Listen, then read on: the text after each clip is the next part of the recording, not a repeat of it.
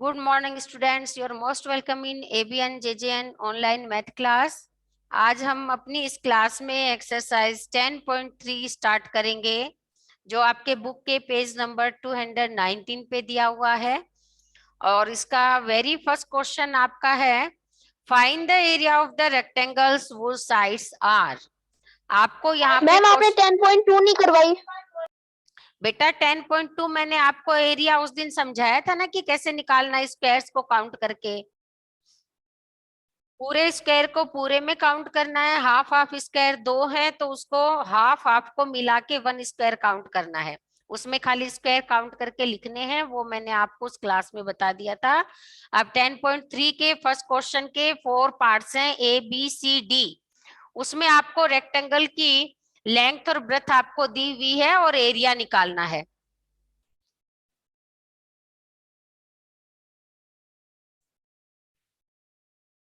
तो यहाँ देखो, क्वेश्चन नंबर 1 अपन स्टार्ट करते हैं। 1 में ए पोर्शन पे आपकी लेंथ एरिया निकालना है, area of rectangle. Area of rectangle आपका होता है L into B, length into breadth. अब आपको फर्स्ट क्वेश्चन में लेंथ है, बड़ी है वो लेंथ होगी 4 सेंटीमीटर, ब्रेथ आपकी 3 सेंटीमीटर। एरिया निकालना है तो एरिया क्या फॉर्मूला है, लेंथ इंटू ब्रेथ, तो 4 इंटू 3 सेंटीमीटर। अब 4 3 जा 12 सेंटीमीटर स्क्वायर आपका ये आंसर आ गया। अब सेकंड में देखिएगा, बी पार्ट। बी पार्ट में अगेन आपकी लेंथ 21 मीटर, ब्रेथ आपकी है 12 मीटर। एरिया आपको फाइंड करना है L इंटू बी, यानी कि 21 इंटू 12।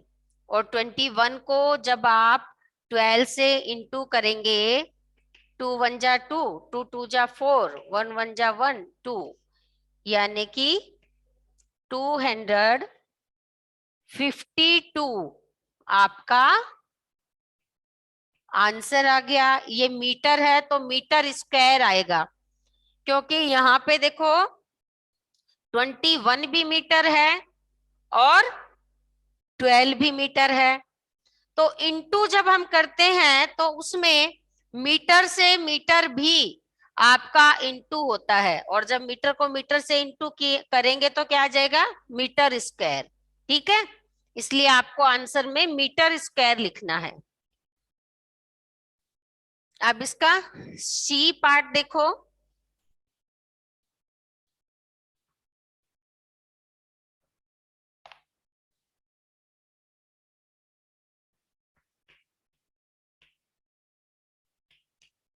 लेंथ आपकी है 3 किलोमीटर,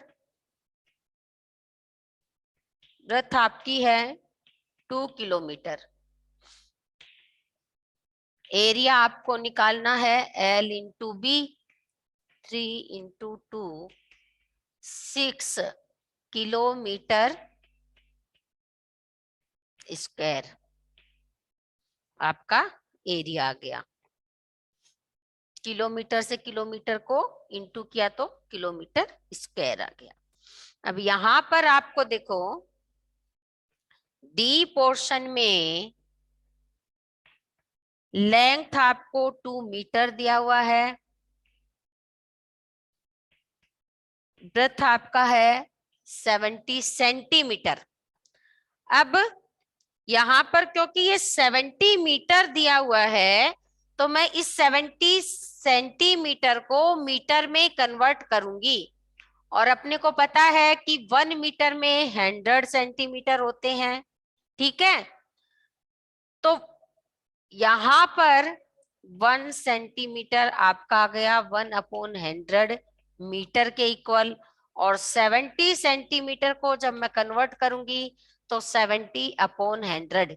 यहाँ पे देखो 20 है नीचे, तो ऊपर 2 डिजिट के बाद में पॉइंट लगेगा, और पॉइंट के बाद में अगर कोई भी डिजिट नहीं होती है तो हम क्या लगा देते हैं, 0। यानी कि 70 सेंटीमीटर को जब मीटर में कन्वर्ट करेंगे तो हमारा आएगा 0.70 मीटर। तो इसको हम 0.70 मीटर भी लिख सकते हैं। अब हमें एरिया निकालना है, तो 2 को 0.70 मीटर से हम इंटू करेंगे। अब देखो 70 को अगर मैं सीधा सीधा 2 से इंटू करूं तो मेरा 140 आंसर आता है। लेकिन यहाँ पे क्योंकि ऑलरेडी मेरे पास 0.70 है, तो 2 डिजिट के बाद में, ये जो आंसर की भी 2 डिजिट है ना, 2 डिजिट के बाद में मेरे को डेसिमल लगाना है, पॉइंट लगाना है। तो हमारा आंसर क्या आ जाएगा, 1.40 मीटर स्क्वायर। ओके। अब आपका question second, find the area of the square वो साइड्स आर। यहां पर आपको स्क्वायर का एरिया निकालना है, जिसमें आपको 4 स्क्वायर्स की 3 स्क्वायर्स की अलग अलग साइड्स दी हुई हैं, और तीनों ही स्क्वायर्स के एरिया फाइंड करने हैं।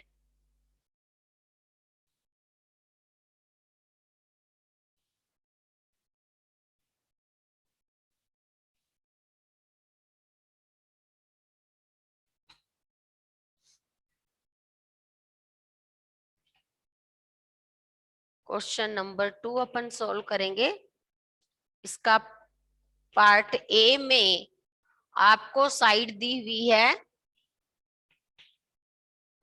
साइड ऑफ स्क्वायर आपकी है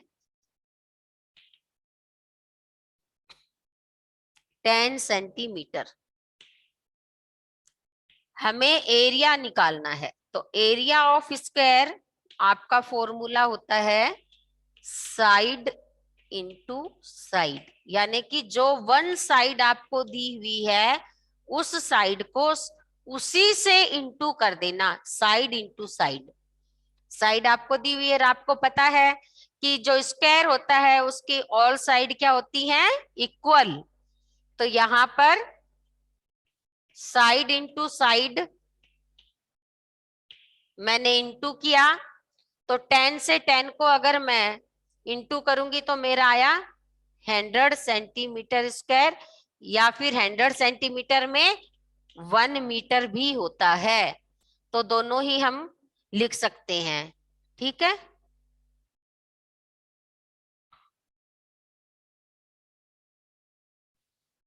अब बी पोर्शन में हमारे पास साइड है 14 सेंटीमीटर। यहां पर side of square 14 centimetre, area हमें निकालना है, यानी कि साइड को साइड से इंटू करना है, और हमारी साइड है 14, 14 को 14 से इंटू करना है। अब 14 को 14 से इंटू करके देखिए, 4 4 जा 16, 1 कैरी, 4 1 जा 4 और 1 5, 1 4 जा 4 1, यानी कि 196 सेंटीमीटर स्क्वायर आपका आंसर यहाँ पर आ गया। ये दोनों डिजिट्स को मैं ब्रैकेट में लेने के बाद सेंटीमीटर लिख रही हूँ। इट मींस ब्रैकेट के अंदर जो दोनों डिजिट्स हैं उनका अलग अलग स्क्वायर, अलग अलग उसका लिखने की बजाय मैंने इन दोनों को ब्रैकेट में ले लिया, और बाहर की साइड में सेंटीमीटर 1 टाइम लिख दिया। अब सी क्वेश्चन में आपको साइड 5 सेंटीमीटर दी हुई है।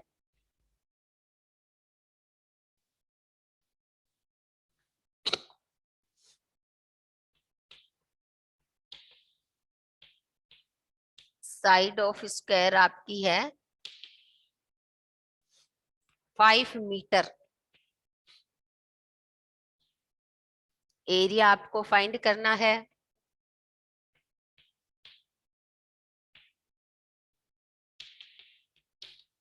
Side into side, 5 into 5 metre, 25 metre square ही आपका एरिया यहाँ पे आ गया। अब क्वेश्चन थर्ड आप देखो। The length and breadth of 3 rectangles are as given below. नीचे आपको 3 रेक्टेंगल्स की लेंथ और ब्रेथ दी हुई है। Which one has the largest area and which one has the smallest. इन तीनों की में से किसका एरिया सबसे ज्यादा है और किसका एरिया सबसे कम है, ये हमें बताना है। अब तीनों में से किसका ज्यादा है और किसका कम, ये बताने के लिए हमें तीनों रेक्टेंगल का अलग अलग एरिया निकालना पड़ेगा।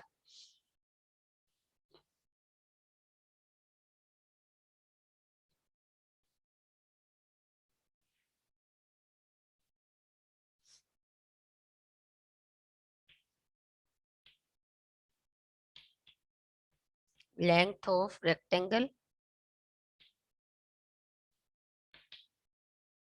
कितनी दी हुई है आपकी फर्स्ट की, 9 मीटर।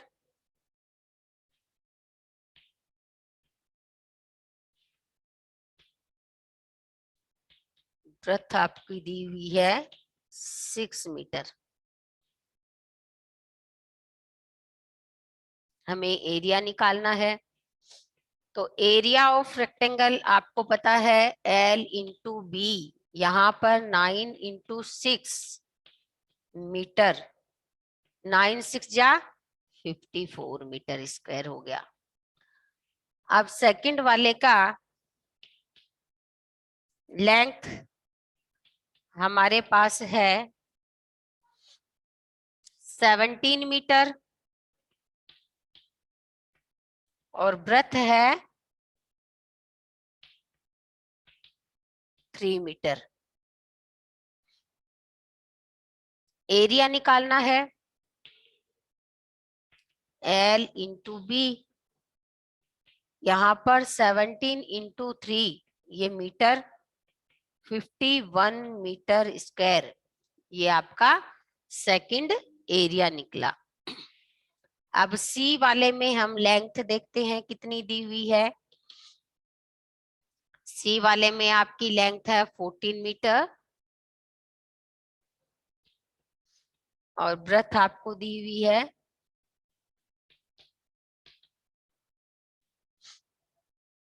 4 मीटर।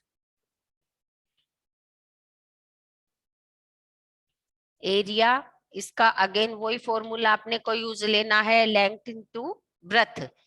ये 14 इंटू 4 आपका आ गया और 14 4 जा 56 मीटर स्क्वायर। अब फर्स्ट वाले का हमारे पास है 54 मीटर स्क्वायर, सेकंड वाले का है 51 मीटर स्क्वायर, थर्ड वाले का है 56। तो किसका एरिया लार्जेस्ट होगा, सी का। तो आप लिखेंगे सी हैज लार्जेस्ट एरिया।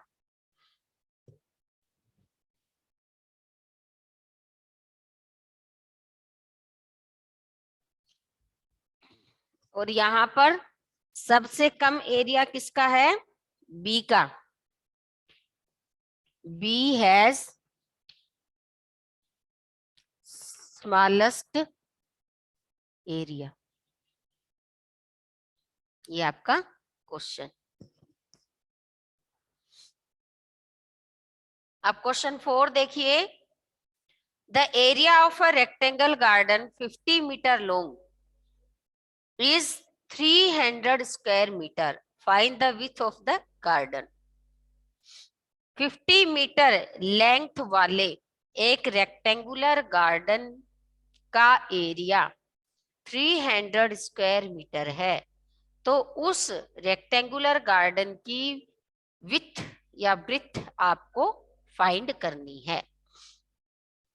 हमारे पास क्या दिया हुआ है, एरिया दिया हुआ है और लेंथ दी हुई है, हमें ब्रेथ फाइंड करनी है।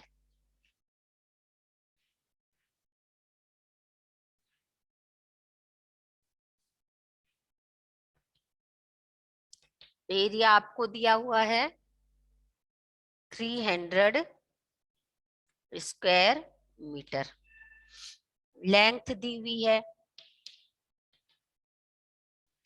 लेंथ में आपको दिया हुआ है 50 मीटर, ब्रेथ आपको फाइंड करनी है। तो सबसे पहले देखो, अगर एरिया निकालना होता है तो एरिया का फॉर्मूला है L into B, length into breadth. तो इसी फॉर्मूले से आप ये देखो कि अगर आपको ब्रेथ निकालनी हो तो आपका फॉर्मूला आ जाएगा एरिया अपॉन लेंथ, और अगर लेंथ निकालनी है तो आपका फॉर्मूला बन गया एरिया अपॉन ब्रेथ या विथ, एक ही बात है। तो यहां पर हमें क्या निकालनी है, ब्रेथ, ब्रेथ निकालनी है तो हमारा फॉर्मूला हो गया एरिया अपॉन लेंथ। तो एरिया अपॉन लेंथ का यूज करेंगे, एरिया हमारा है 300, ये ब्रेथ निकाल लेते हैं, breadth equal to area upon length है, तो एरिया हमारा है 300 स्क्वायर मीटर और लेंथ है 50 मीटर। 10 से 10 को कट कर दिया, 5 6 जा 30, तो हमारी ब्रेथ कितनी निकली, 6 मीटर। ये आपका आंसर आ गया।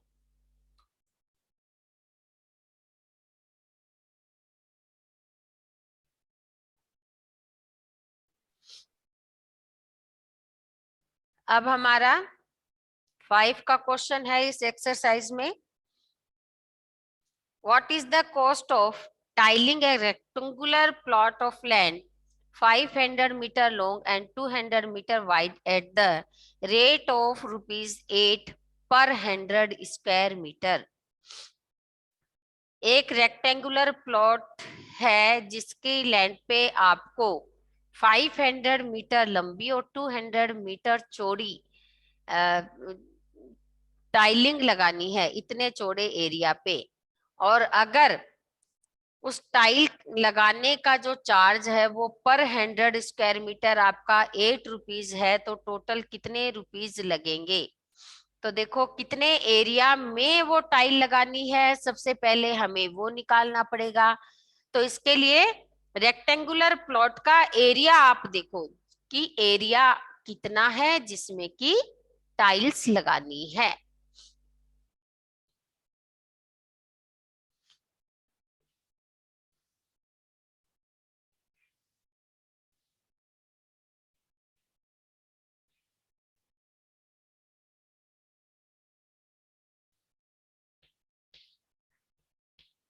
Length of rectangular plot is, rectangular plot की लेंथ आपकी है 500 मीटर, और फिर आपकी ब्रेथ, ब्रेथ आपकी है 200 मीटर। एरिया निकालना है L इंटू बी, इन दोनों को इंटू कर देंगे,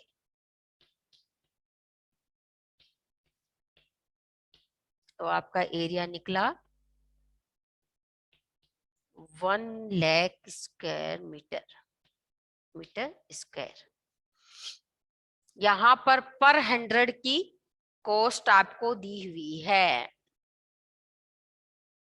तो cost of 100 square meter is 8 rupees. Then cost of 1 square meter is कितनी हो गई? 8/100। और जब हमें कॉस्ट निकालनी है 1 लाख स्क्वायर मीटर की, तो आपका आ गया 8/100 इंटू 1 लाख। 20 से 20 कट गई। अब 8 को अगर मैं 1000 से इंटू करूंगी तो मेरी टोटल कॉस्ट आ गई 8000 रुपीज। यानी कि उस प्लॉट में टाइलिंग करवाने की टोटल कॉस्ट आपकी 8000 रुपीज होगी।